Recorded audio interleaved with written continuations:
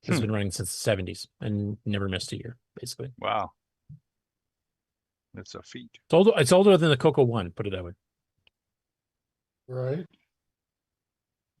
Next up after that, and I can let Mark Oberhauser talk more about this in length, but there's the Tandy Retro Show 2026 in January 24th and 25th if required. And this is basically the online live streaming version of doing some tech talk stuff, kind of like a mini fest in and of itself. Mark, I will let you take away any further details if you've got any updates of any people that have submitted for giving presentations, etc. So far, I've only had 2 people make requests. Just checking again to see if we have any new emails, but I need to get online and post again on Facebook, all the different groups about it. So I should actually send an email. Huh? You should. Yeah. Okay. I should mention this is not Coco specific. This is for all Tandy machines. So this covers all Tandy. Everything Tandy assembly covers. So pocket computers, model 1, 2, 3, 4, 12, 16s. Does it include the Tandy 1000, 2000, 3000 PCs? Probably. Jim said he wanted to expand it to the other Tandies, so I assume that would be included. Okay, so basically everything Tandy assembly covers will be here, but the Coco is definitely a good part of it. So definitely. Well, as long as we all contribute enough for the Coco to be a good part of it. So get out there, guys, and contribute. Hey, if you want some details on that, and I think there's even some contact posts you can contact like Jim Brain, etc. here, and you can contact Mark. Just go to tandyretroshow.com. Correct. Next after that is VCF Montreal, the very first VCF officially sanctioned in Canada, taking place in, well, not technically Montreal itself, but in Saint-Jean-sur-Richelieu. Woo! I love having Frederick on here so it gets pronounced correctly. This is January 24th and 25th in the dead of Canadian winter. Come on up. Yeah, if you've never seen snow, now's your big chance. And they actually have started getting vendors and stuff listed there. I'm not going to go through it at this point, but this is one that Frederick is definitely planning on going to. Sockmaster, John Kowalski, last time I talked to him, is definitely planning on going as well. I still have to get you two kind of linked up. I don't think I sent you the contact info, did I, Frederick? Or did I? No. Maybe. Okay. I'll look it up. I think, but I did chat with him on Discord once. Oh, okay. Yeah, because he's got some demos that people have not seen since PenFest 2000. And I'd love to have him bring some of those out and also show off some of the hardware stuff. He's got his original triple speed Coco that he did. He was the first one to do that. Triple speed? Yeah. He's done so much cool hardware and software. He's just a genius. Nice. He also helped Nick with a couple of hardware projects, I think. The DigiWiper, the... I can't really help you with the Rascan or not. No, he didn't do that one. Okay. Yeah, he definitely helped you with Gatecrasher, though. He did, yeah, that's right. Yeah, because the whole 3D algorithm is involves math, which neither Nick nor I understand, but John definitely does. That's right. I've got to run off, guys. So if I drop off, you know what happened. Okay. Yeah, well, I'm just about done here, and I got to run right after the show too. So all right, a few more of these to go, and we're done. Okay. Goodbye, Nick. Yep. See you later. Thanks, Nick.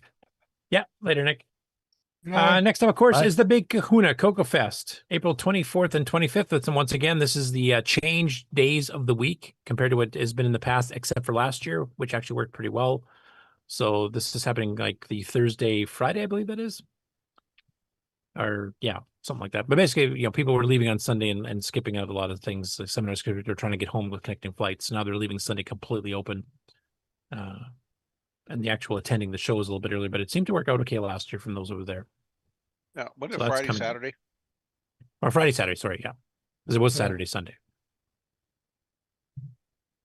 I mean, you can start submitting for those. The room code are ready to get your discount. The room's already been announced. I don't know if Grant's going to be on anytime soon to kind of give any updates on anything else that might be happening, any special, auctions or something might be happening, but hopefully come on for an update over the next few shows anyway. Next one out is the first official VCF in Latin America, and that's VCF LATAM. I'm not sure if I'm pronouncing that right, in 2026. And that's a 3-day long event, so it's a nice long one from April 24th to 26th. which is the exact same weekend as Coco Fest in the Chicago area. So if you're going to one, you won't be able to go both unless you have your own private jet, which I don't think most of us have. But this covers all retro machines, and it's the very first one they've done. So this is kind of the inaugural one. And there's also the Espacio Tech Museum that's nearby. It's the largest interactive computer museum in Latin America, right near where this show is. You can take in some multiple levels of retro computing here, not just the show itself, but also the museum. And the last one is the Vintage Computer Festival Pacific Northwest returns after a 6-year hiatus. Last ran in 2020, and COVID and a whole bunch of other things buggered it up for a while. What's that? 2020 got canceled. 2019. Oh, 2019 is the last one. Okay. Yeah. So they're playing catch up. But anyway, it's back at long last. And Mark is in the area, and you've been to the previous ones, I think, haven't you? Or at least one. Yes, I have. Yep. I made it to 2019 one, and it was scheduled for the 2020. I've been to the interim ones I've been holding. In fact, the sponsors of this is the Interim Computer Museum. So they've been the sponsors of the ones the last couple of years that I've gone to. And Ken went once too. So it's pretty early. The program schedules, exhibitor registration, and accommodation details coming soon. So, I mean, they basically just announced it is happening. It's May 2nd to 3rd, 2026, 10 a.m. till 6 p.m. both days at the Tukwila. Is that how I pronounce it, Mark? Tukwila. Tukwila. Tuk as in what Ken and I were wearing our heads in the snow. That's how I pronounce Tukwila. Spelled totally differently. Tukwila Community Center in Tukwila, Washington. Yep. So more details to come out on that, and as we get those details, we'll add some more of that to what we're presenting on the show. And that is it. That is the wrap up for the show today. Wow. Even after the time change. Mark B has to wake up. Yep, I'm here. Hey, before you go, Curtis, I need to talk to you for a couple of minutes. I mean, not off the air. So off the air, okay. Yeah, it'd be a couple of minutes. So okay. All right, well, let's run the outro then. This concludes another episode of the CoCoNation, the world's leading live interactive talk show featuring the Tandy Color Computer. For all things the CoCoNation, visit us on the web at thecoconation.com. We'd love to hear from you. Send feedback, suggestions, even segments via email to show@thecoconation.com. The CoCoNation show would not exist without the community and its cast and crew. The CoCoNation theme song copyright 2022 D. Bruce Moore. Mixed, mastered, and produced by D. Bruce Moore. The CoCoNation is over. Join us on the Coco Discord server. Coco forever. Okay, that's it for this week. Yeah. So. Oh, cool. We'll be. I don't see. Mr. Morentis is not going to say sorry. He dropped off. He snuck out early. Yeah. You're supposed to say sorry twice, but he won't. So remember this Thursday, 8 o'clock Eastern, Game On Challenge. And next featuring Saturday, pinball and what's the second game, Ken? You're asking me? Yeah, Chopper Strike. Okay, I'll fit in. I thought you had it off the top of your head. So. And then our regular show next Saturday at 1 p.m. my time, but that's not same bat time, same bat channel. 2 p.m. Eastern, I believe. Yep. Live on Twitch and on YouTube. All right. Well, until then. Bye, everybody. So long. See you next week. Pull the pin.